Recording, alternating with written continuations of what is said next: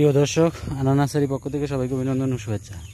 তো আজকে দেখাবো যে বড় আমের চারা এটা আমরা কিভাবে এক জায়গা থেকে তুলে অন্য জায়গায় আমরা রোপণ করব, বা এটা তুলে কিভাবে আমরা এটা জীবিত করব, মানে মারা যাবে না, কিভাবে তুললে সেটা দেখাবো। তো এখানে যে আমের চারাগুলি দেখতেছেন, দেখেন ভিডিওর মাধ্যমে পুরো আসতেছে, দেখেন বড় বড় চারা, এগুলি সবই রূপালী জাতের আম। তো এই আমের চারাগুলি আসলে যে কোনো কারণবশত মোটা হয়ে যায়, মানে এই চারাগুলি নার্সারির চারা।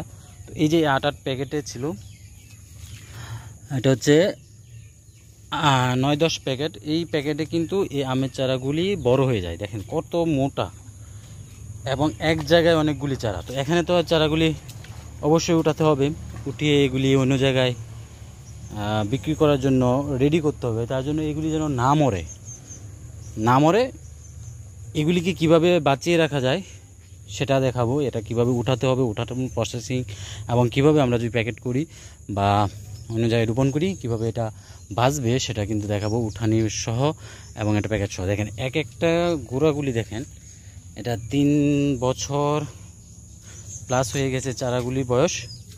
কিছু চারা এগুলি কিছু কিছু চিকন আছে, যেগুলি ছোট, এগুলি নিচে পড়ে যায়, এগুলি কিন্তু বড় হতে পারে নাই। আর যেগুলি বড় হয়ে গেছে অনেক বড়, এই যে দেখেন বিশাল বড় বড় গাছ। তো এই যে এক একটা গোড়া দেখেছেন কত মোটা, সবই কলমের চারা। তো এগুলি উঠানোর কাজ চলতেছে। এগুলি উঠিয়ে আমরা এটাকে প্যাকেট করব নতুন করে।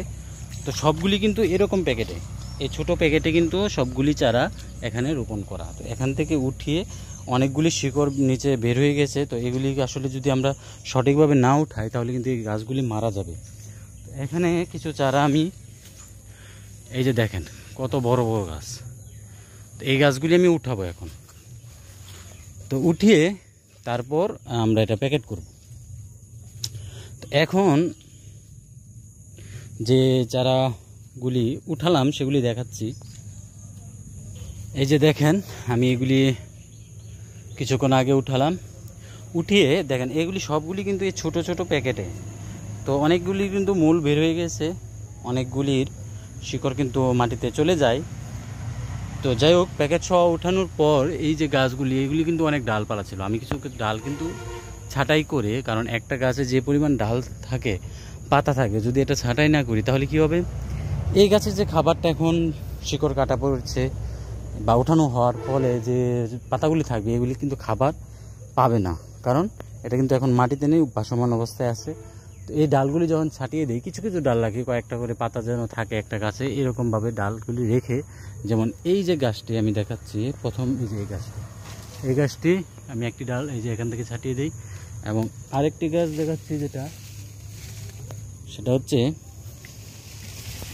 এই যে দেখেন এই গাছের আমি আগা থেকে যাচ্ছি, এই গাছের ডাল কিন্তু আমি এখান থেকে, অনেক বড় চারা এটা এখান থেকে ডালগুলি কেটে দিয়ে কিন্তু অল্প কয়েকটা ডাল রাখি ছোট ছোট। তো এই যে এই গাছটা অনেক বড়, দেখেন গোড়া কত মোটো, এই মোটা গোড়া, এই যে শিকড়, ওরে বাপরা, এক হাতে উঠান যায় না। তো যাই হোক, এই যে গাছটা, এই গাছে মোটা গাছ, অনেক বড় গাছ, এই গাছগুলি এখন এভাবেই রেখে দিব। এভাবে রেখে দেওয়ার ফলে কি হবে, এখন কিন্তু বৃষ্টির সিজন, এই সময় চারা উঠানো সুবিধা একটা, যে রৌদ্র আসবে না, গাছগুলি পাতাগুলি নষ্ট হবে না। তো এখন এভাবে গাছটাকে যদি আমি রেখে দিই, যে এভাবে যদি আমি সবগুলি গাছ আমি রেখে দিই, তাহলে কি হবে, এভাবে রেখে দিলে ওই পাতাগুলিও নষ্ট হবে না, নতুন করে কুশি বের হবে, এবং শিকড়গুলিও কিন্তু মজবুত হবে। আর যদি সেটা এখন সরাসরি রোপণ করে দিই তাহলে কিন্তু গাছগুলি মারা যাবে। এখন কি করব, 1 সপ্তাহ বা 2 সপ্তাহ এভাবে রেখে দিব।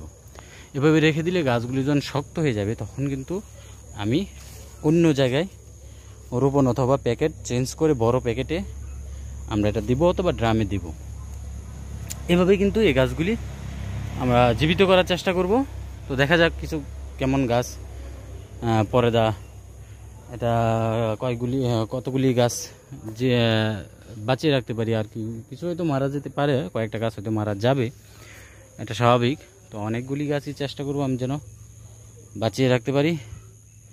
তো ধন্যবাদ সবাইকে, সবাই ভালো থাকেন, সুস্থ থাকেন, আল্লাহ হাফেজ।